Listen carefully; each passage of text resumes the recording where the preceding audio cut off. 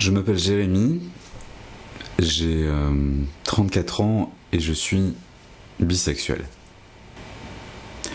Et aussi bizarre que ça puisse paraître, je suis même obligé de rajouter, pour que les gens comprennent une chose, je reste aussi un humain. Être bisexuel en fait en 2017, c'est certes peut-être un peu plus pratique qu'être bisexe ou gay il y a quelques années. Simplement, au jour d'aujourd'hui, à 34 ans, je pourrais être le père du jeune gars complètement largué que j'ai été quand j'étais ado. Aujourd'hui, on est le 23 septembre et c'est la journée, je crois, internationale de la visibilité bi, le GIB, je crois. Vous le savez, dans mes vidéos, je parle de l'accès et du droit au plaisir. C'est la première fois que je fais une vidéo un petit peu comme ça, dans le sens où il y a divers événements qui font que j'avais envie de la faire, ça me titillait depuis quelques temps. Déjà parce que j'ai aussi un petit peu plus d'abonnés, que bien sûr les propos peuvent avoir un petit peu plus d'audience, et donc ça peut permettre d'ouvrir les yeux. Deuxièmement, il y a quelques temps, j'avais fait une vidéo sur ma page Facebook où je parlais d'une association qui s'appelle Because, et j'ai appris le décès dernièrement d'une personne que j'aimais beaucoup, qui était dedans et qui m'avait justement un petit peu orienté, expliqué certaines choses. Du coup voilà, il y a des choses en tant qu'homme bisexuel que je vis pas forcément bien. Le plus dur au jour d'aujourd'hui, moi quand on me demande un petit peu, je n'aime pas être dans la revendication de quoi que ce soit. Je suis un mec assez simple, je parle de sexualité, de plaisir, du droit au plaisir de façon assez large. Je n'aime pas les étiquettes et je n'aime pas être mis dans des catégories. Cependant, la vraie problématique, c'est que actuellement, quand je parle de bisexualité ou de sexualité, je suis mis dans une case. Soit la case d'un mec qui ne s'assume pas en tant qu'homo, alors que je dis que je peux avoir des rapports avec des hommes, mais surtout que j'ai aussi la possibilité d'avoir la faculté d'aimer qui je le souhaite. Par contre, effectivement, pour ce qui est d'être aimé en retour, c'est un petit peu plus délicat. J'ai aussi des propos, en fait, la vision qu'on a d'un mec bi est jamais très propre, en fait. Le problématique, c'est que c'est hyper violent. Quand j'étais ado, en fait, j'ai découvert la sexualité, mais pas de la bonne matière et de la bonne manière, pardon. Ce que je veux dire par là, c'est que tout le harcèlement scolaire, j'étais un mec un petit peu rond, efféminé. Je suis devenu une sorte de tête de turc, mais le mec, le loser à descendre, quoi. Et à l'époque, je me rappelle très bien, et c'est gravé à vie, puisque au jour d'aujourd'hui, à 34 ans, j'en parle encore. J'ai fait d'ailleurs une interview où j'explique un petit peu mon parcours et une certaine descente aux enfers là-dedans, et la remise en question, enfin, qui s'est passée. En fait, à force d'entendre dire en permanence que tu es, je suis désolé pour les mots, mais que t'es pédé, etc., tu finis par te dire, ok, et si tout le monde le dit, c'est peut-être que c'est moi qui ne l'accepte pas, c'est peut-être moi qui ai un problème là-dessus, etc. Ce que je veux dire par là, c'est que, en fait, le pire dans tout ça, c'est que je n'ai jamais été attiré par un mec. Je n'ai jamais eu cet effet de chaleur, de papillon, ou qu'on a quand on est attiré par quelqu'un. Moi, les papillons, l'intérêt, tout ça, je l'ai toujours eu pour des filles avec qui ça ne concluait pas, puisque de toute façon, j'étais le loser de mon lycée. Les seuls endroits où j'avais des attractions un petit peu possibles, c'était dans des endroits neutres où je n'étais pas connu. Et d'ailleurs, pour le coup, j'étais assez populaire. Ce que je veux dire dans cette vidéo, c'est que j'en ai marre de plein de mecs un petit peu, j'appelle ça des extrémistes gays, moi. Mais bien entendu, les mots forts sont choisis pour faire chier, pour impacter. Mais en fait, il y a une espèce de groupuscule de gens d'un certain milieu plutôt effectivement le milieu gay masculin, qui a tendance à penser que en fait, on est soit hétéro, soit bi, soit pire, des propos que je déteste, ouais, il n'y a pas de mec hétéro, il n'y a pas de mec bi, etc. En fait, je suis le premier à le dire aussi indirectement, puisque pour moi, il n'y a pas de sexualité. Je suis dans une idée de dire que chacun fait ce qu'il veut, comme il a envie, et qu'on ne devrait pas mettre les gens dans des cases, et que justement, c'est ces mêmes cases qui font du mal et qui font du tort. Je suis désolé, la vidéo que je fais en ce moment, elle est tournée sans texte. La seule chose que je voulais dire initialement, c'était ok, il existe des associations pour vous aider, notamment celle de Because. Mais c'est vrai que ça vient petit à petit, les propos.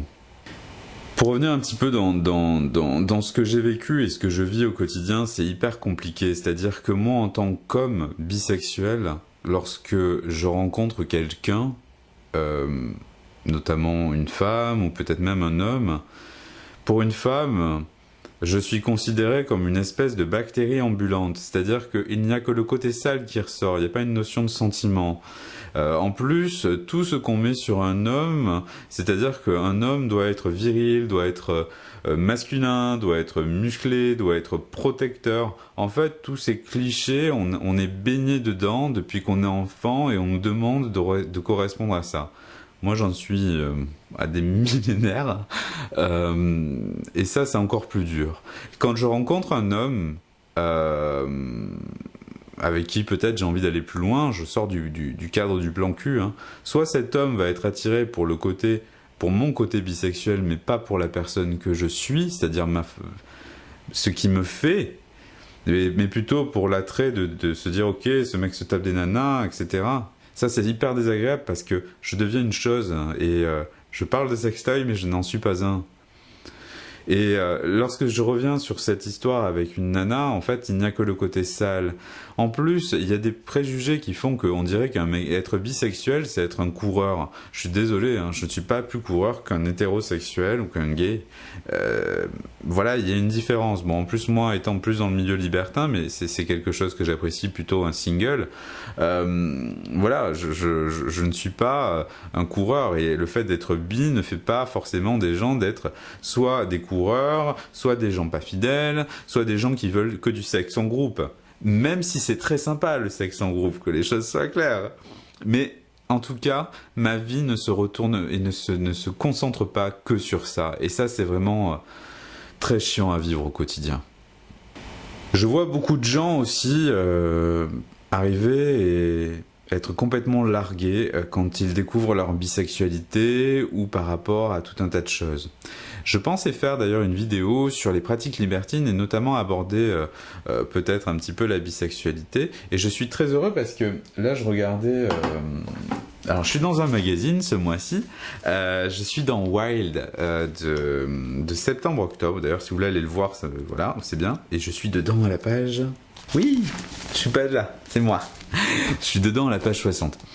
Mais juste avant, il y a un sexo quiz et le sexo quiz disait voilà, êtes-vous bi et c'était quoi le titre? Voilà, êtes-vous bisex compatible?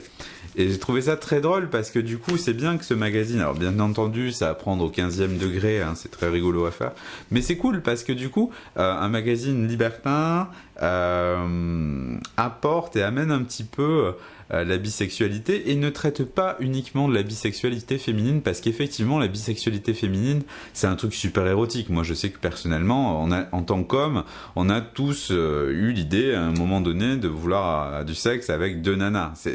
Enfin, moi, je pense qu'on est beaucoup à avoir eu ça. Et voilà, c'est souvent érotique. Après, effectivement, la bisexualité masculine, d'ailleurs, c'est très bien, hein, dans le porno, vous voyez beaucoup de scènes lesbiennes ou bisexes, femmes, mais très peu de scènes hommes, et pour cause. Donc voilà, c'est bizarre, mais c'est comme ça.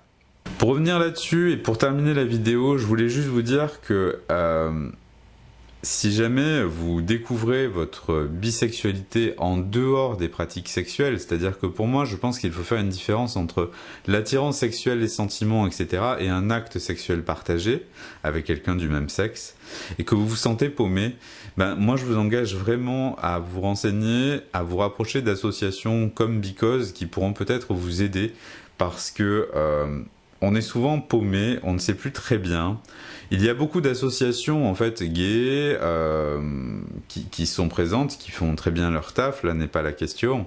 Simplement, on se reconnaît pas forcément dedans. Surtout en plus au niveau des participants et des gens qu'on va rencontrer qui n'ont pas forcément le même parcours et qui en plus souvent nous mettent encore plus dans des cases et font qu'on se sent encore plus mal.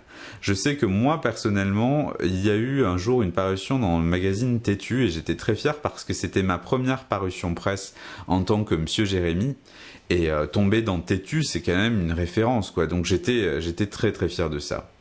Le plus dur, ça a été les commentaires qui ont été adressés et en direct suite à cet article quand j'avais juste dit que j'étais bisexuel.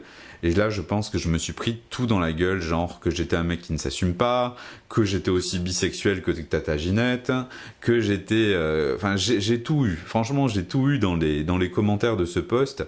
Et le pire, c'est que ces gens-là, juste avant, étaient en train de prôner sur d'autres posts le droit à l'intégrité, le droit de lutter contre l'homophobie, de lutter contre les agressions, mais ces mêmes gens, eux, m'agressent au quotidien. Tous ces mots, en fait, ça vous perturbe énormément parce que ça fait mal et il est très très dur de ne pas les lire. Donc, essayez de faire le vide, essayez de trouver des bons alliés, essayez de vous renseigner en allant dans des associations si jamais vous vous découvrez là-dessus. Pas de panique, ne remettez pas en cause non plus tout votre passé. Les femmes ou les hommes avec qui vous avez été sont des gens que vous avez normalement aimés. Donc le fait d'avoir de l'attirance pour quelqu'un d'autre, ce n'est pas grave. Gardez le meilleur. Ces gens-là, vous avez peut-être eu des enfants avec eux, vous avez passé des années avec eux. Ce n'est pas grave d'avoir un partenaire du même sexe. Le plus grave, ça serait effectivement que vous vous frustriez, que vous viviez mal ça, que vous rentriez un petit peu sur vous-même, que vous vous en fassiez une dépression, voire des choses qui sont pires. Et voilà, donc la gib sert à ça. La gib permet en l'occurrence de donner l'opportunité à des personnes bi de montrer ce qu'elles sont afin de briser tous les fantasmes et les clichés qu'on a un petit peu sur les gens comme nous. Donc non, nous ne sommes pas tous des fêtards, non, nous ne sommes pas tous des queutards, et non, nous ne sommes pas des bactéries ambulantes. Voilà, c'est tout ce que je voulais dire pour cette vidéo. Je suis désolé, c'est rare quand je fais des vidéos comme ça, mais tous ces événements entre bon, le décès de Sébastien, qui était quelqu'un que j'aimais beaucoup, avec qui j'avais beaucoup de rapports sur internet puisqu'il était sur Paris, des propos que je vois encore passer, des interviews auxquelles j'ai répondu dernièrement. Voilà, je voulais vraiment faire cette vidéo courte. Je vous dis à bientôt pour des nouvelles vidéos un petit peu plus légères comme je sais les faire, et puis ciao.